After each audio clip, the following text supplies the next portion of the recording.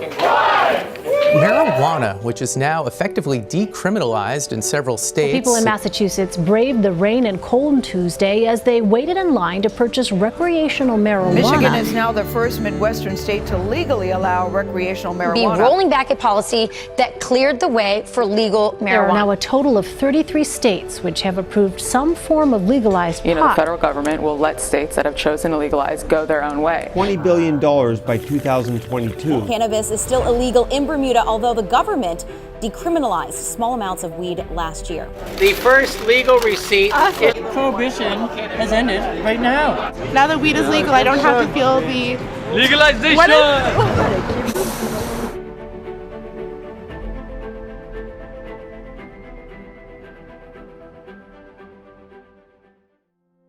Marijuana, or cannabis, which is its scientific name, is the most widely used illegal drug in the world. And over the last few years, it's become a hot topic as many countries are beginning to legalize it for social and medical reasons. Yet, it still remains controversial.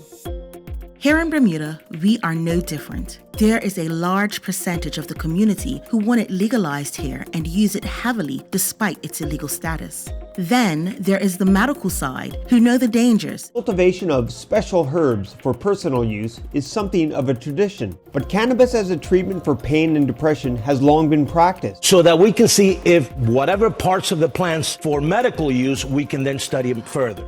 We teamed up with Pride Bermuda and the Bermuda Drug Information Network to bring this first-of-its-kind documentary where we speak with the experts to bring you information like you've not seen before so you can see what the facts actually say.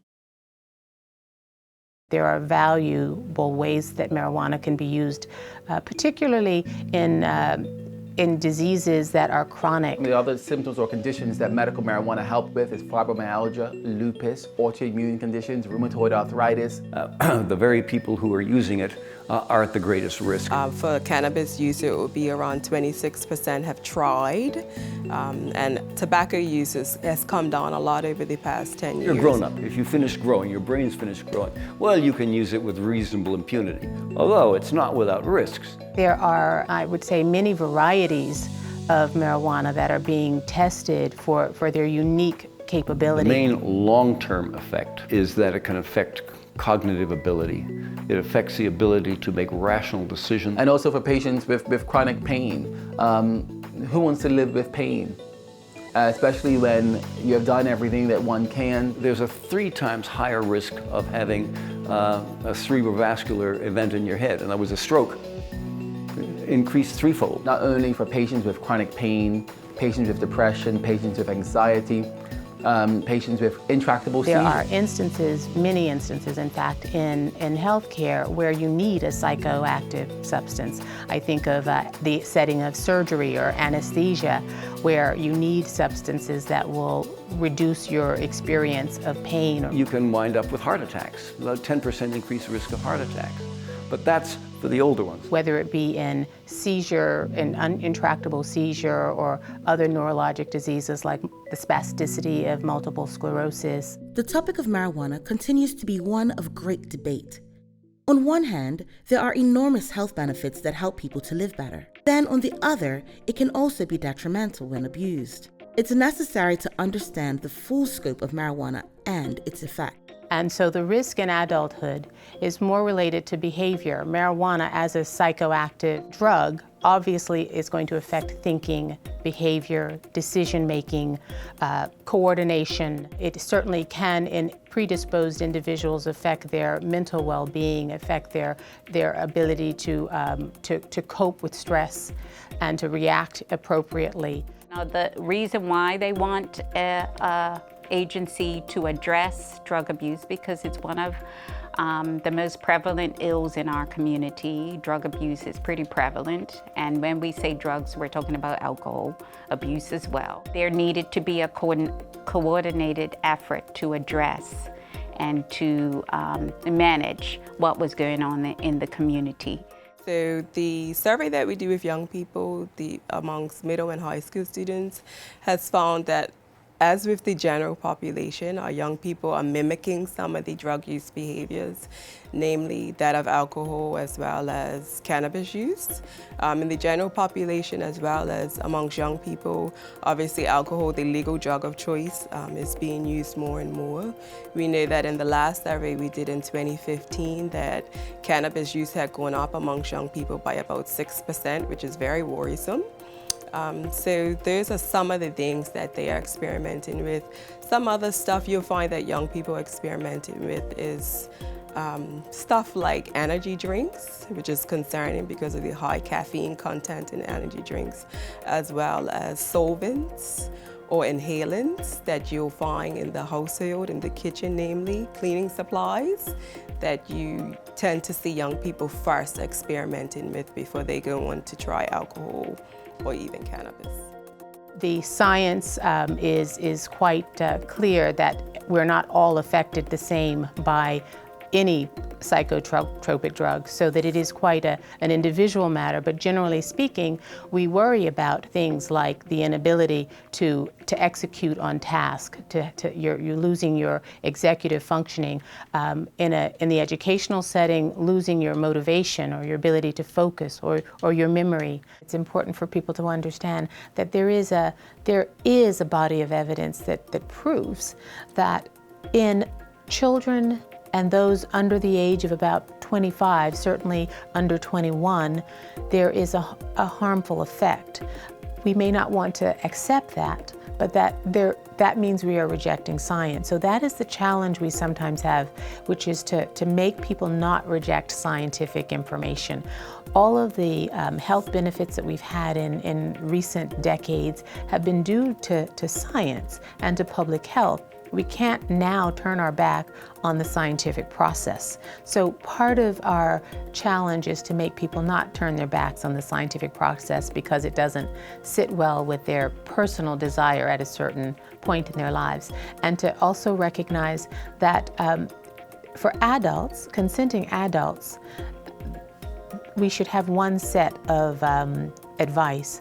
But for young people who are really depending on us to help them to make good decisions and to make the healthy choice be an easy choice, we have to have another set of conditions. The main challenges that Bermuda faces in regards to marijuana are, in my opinion, more specifically related to our young people, in that they are inundated with information from all over the internet, the media, music even, which is encouraging them, for the most part, to use and partake in what have you.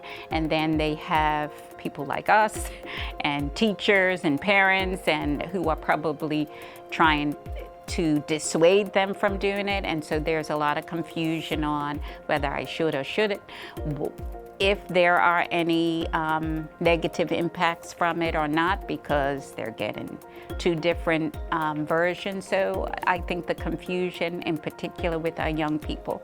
And as you may know, there's more concern about marijuana use with our adolescent population or our young people rather than with adults because of the impact that marijuana has on their development, their brain development, in particular ability to learn and those sorts of things. Many people begin to experiment with marijuana as an adolescent and believe it has no negative effects on them at all. These are the ways in which it can be detrimental. Human brain takes approximately 25 years to mature. And during that time, any kind of chemical interference with that brain is going to screw things up.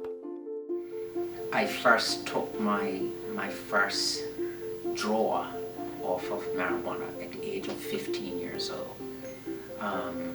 I was at a friend's house and I was sitting on a bed and they were teaching me how to inhale it right, the correct way and the wrong way. The correct way was to inhale it and take it right down into my lungs. When I did that, literally, the rush went straight to my head.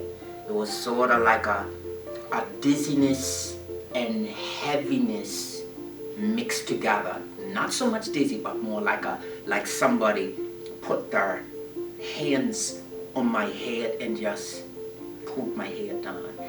And then I remember falling right back on the bed, stretching out my arms because I was afraid first time. And I said, hey, you guys, I'm falling, I'm falling, I'm falling. And then they sat around and they laughed at me, you know, not in a bad way, but yeah. It gets even more serious if you have a pregnant woman smoking marijuana, because during the development of the brain of the fetus, it's particularly susceptible because everything's happening very fast. The development of the human brain depends upon a carefully coordinated sequence of genes turning on, turning off, and marijuana affects what's being turned on and what's being turned off. And this then can lead to serious behavioral, cognitive problems later on. And this, of course, as I said, because the human brain is developing right through to the mid-20s, any kind of exposure to marijuana during that time has the potential to screw things up. Smoking marijuana caused me, other than the high and everything, it made me forget. So I over the years of smoking, I couldn't remember things, and it frustrated me. It was the most irritating thing I found, that effect that it had on me mess with my memory. Another thing that I did not enjoy while high on marijuana, I couldn't drive my car. I don't know, I couldn't tell how fast I was going, and it messed with my judgment on how close I am to the sidewalk, to the yellow line.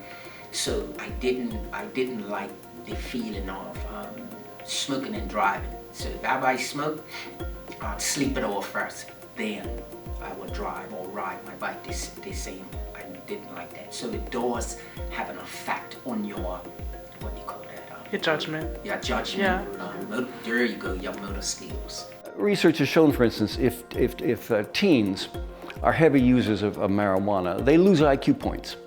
Heavy use over many years has been shown to cause a loss of as many as 8 or 9 IQ points. That takes you from the middle of the bell curve to the lower quartile. And think what that does to your job prospects. The effect that it's going to have on the younger generations, if marijuana affects you like everything that I'm explaining, how you think that, how are the young people supposed to achieve their goals, and how they're supposed to walk in their purpose and their destiny with that type of habit? To me, it's not possible. It's not possible. And if you do, I'm not saying that smoking herb or smoking marijuana, you can accomplish anything. You can.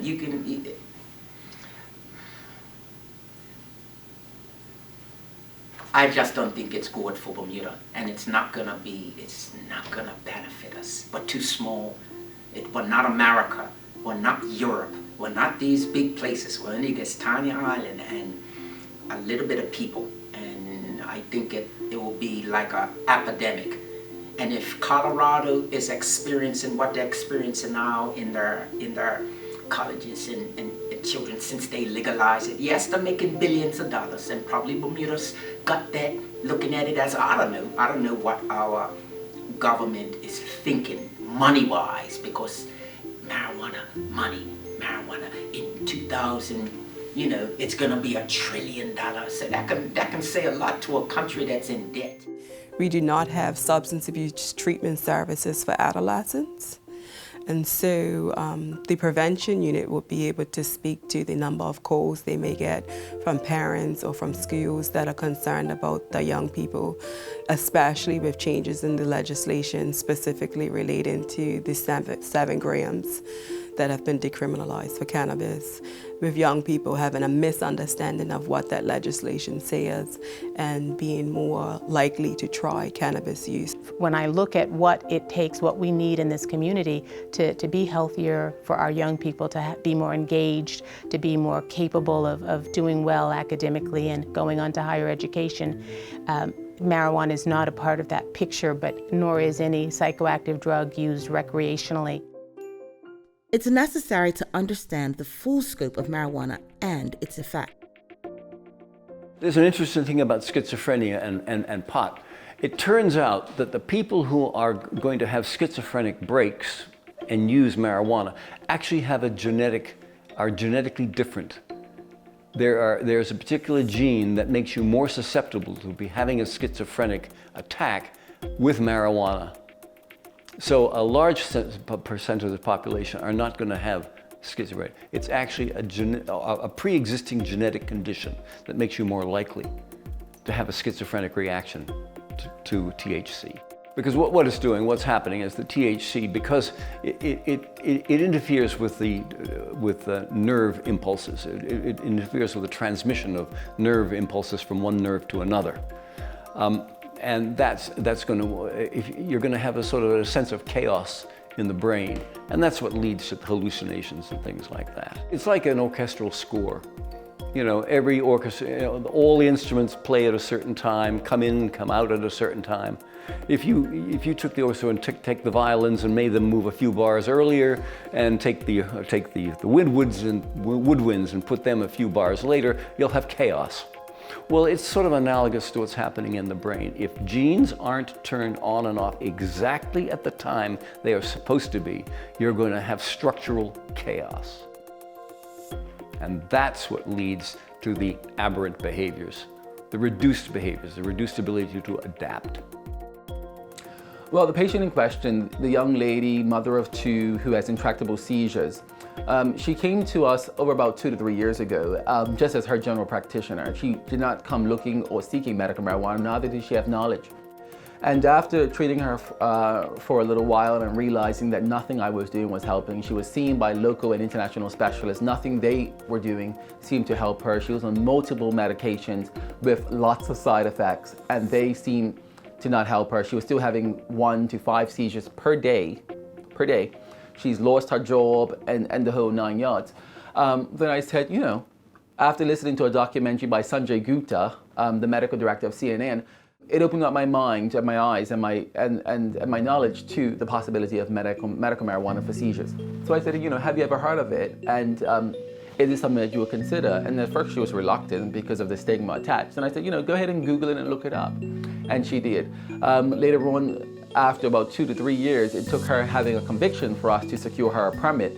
After asking the chief medical officer, the ministers at the time, what is the process? Is there a process? And the law has been in place for many years, giving the minister the rights to grant a license or an exception to the rule.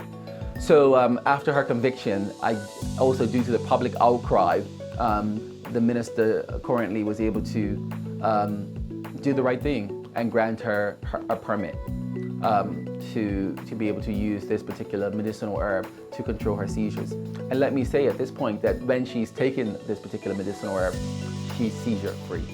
Recently, the government made the decision to decriminalize 7 grams of marijuana as a way to move the country forward socially. Cannabis in Bermuda is still an out-of-control drug. As such, it is illegal to possess the drug. The police still have the ability and the right under the law to arrest or detain or search anyone that they suspect has marijuana in their possession. Okay?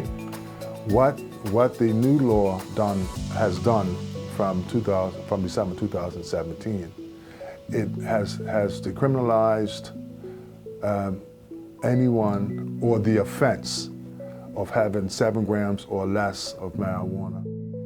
My feeling about the decriminalization of marijuana in Bermuda is that it's probably a reasonable thing to do, because nobody's going to stop using it. But the caveat is this: if they do go ahead with this, the government is going to have to set in place some kind of a system whereby kids from kindergarten onwards are warned about the dangers. You can smoke it, but there are going to be consequences.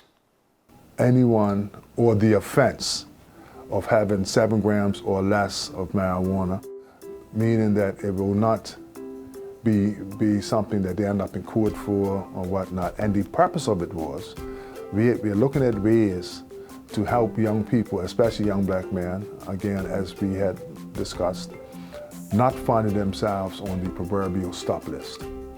You know, so often people were getting put on the stop list for minimal amounts of cannabis.